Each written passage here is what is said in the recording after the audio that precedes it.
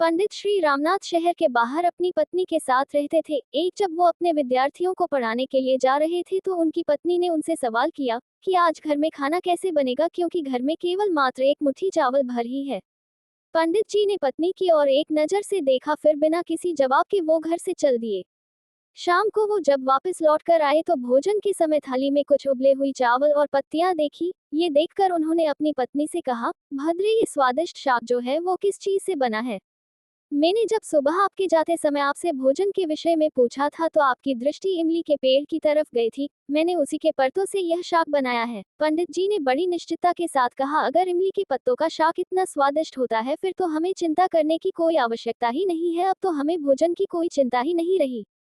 जब नगर के राजा को पंडित जी की गरीबी का पता चला तो राजा ने पंडित को नगर में आकर रहने का प्रस्ताव दिया, किंतु पंडित ने मना कर दिया। तो राजा हैरान हो गया और स्वयं जाकर उनकी कुटिया में उनसे मिलकर इसका कारण जानने की इच्छा हुई। राजा उनकी कुटिया में गया तो राजा ने काफी देर इधर उधर की बातें की, लेकिन वो असमंजस में था कि अपनी बात किस तरह से पूछे। लेकिन फिर उसने हिम्मत कर पंडित जी से पूछ ही लिया कि आपको किसी चीज का कोई अभाव तो नहीं है ना?